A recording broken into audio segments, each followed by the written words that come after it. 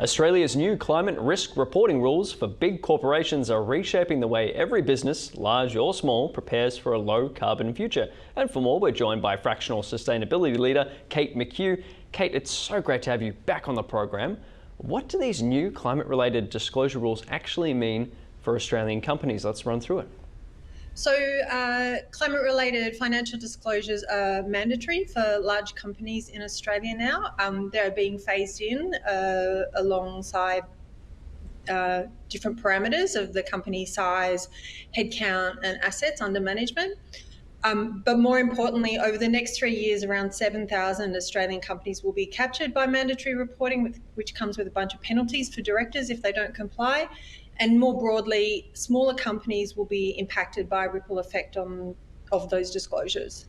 Okay, let's talk about this a little bit more. How will those mandatory ESG sustainability reports actually change the broader business strategy for these companies? Yes, so the reporting requires companies to consider how climate change will impact on them and also report on the metrics of their business.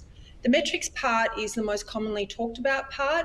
The less talked about part is what's called scenario analysis and understanding how a company will be impacted by physical risk and transition risk under two different climate scenarios in the future.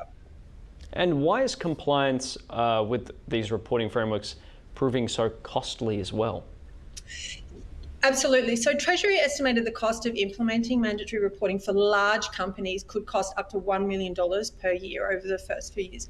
This is because it's really complex work about understanding all of the assets of a business and how the physical impacts of climate change might affect that business, and also understanding how that business model could be affected by a decarbonising economy.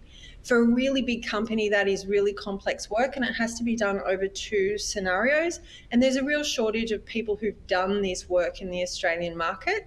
Over time, it's going to become cheaper. We're already seeing some startup type platforms purporting to be able to help with this work.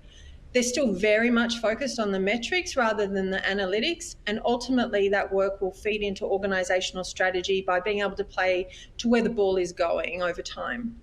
And I like how you touched on this has to be done, but what challenges do you think smaller businesses are facing as they're sort of gradually brought into this new sort of regime?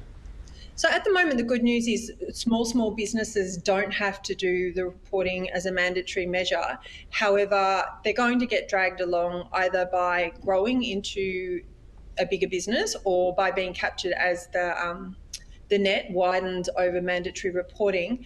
More importantly, though, they are going to be wanting to do business with companies who are captured by the reporting, and therefore they're going to have to play in providing some of the information that the larger companies are required to report on. But I think the real opportunity here is for smaller companies to think about what the economy is going to look like with climate change, both in terms of the physical risk, but a decarbonising economy. There are an enormous amount of opportunities in the market in a changing economy. And so why not adopt a winning game and think about doing this, not necessarily from a mandatory reporting perspective, but understanding how the economy is going to look like in the next few years and starting to upskill and understand what is going to happen in the market in that space.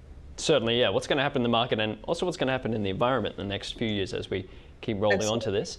Where does your organisation come in to help businesses navigate through all of this? I'd love to hear more. Yeah, so having worked in corporates and done the climate-related financial disclosures for some years before they became mandatory, I now work with smaller businesses that are on the cusp of being captured by reporting, helping them understand how climate and other sustainability issues might impact their business model, and working with them to develop thinking, upskilling, and incorporating those issues into their strategy so that they are also playing to where the ball is going. And Kate, if people do want to get in touch with you about all this amazing stuff, where's the best place to go? The best place to go is to find me either on LinkedIn, my name is Kate McHugh, or I have a website, katemchugh.net, and I'm happy to talk to people about how they might require some help or just want to think about where those mandatory disclosures are going and how they might impact on them. Definitely. I think it's fantastic what you're doing and amazing what you brought to the table today as well. Kate, thank you so much for your time right here on Ticker. Thank you.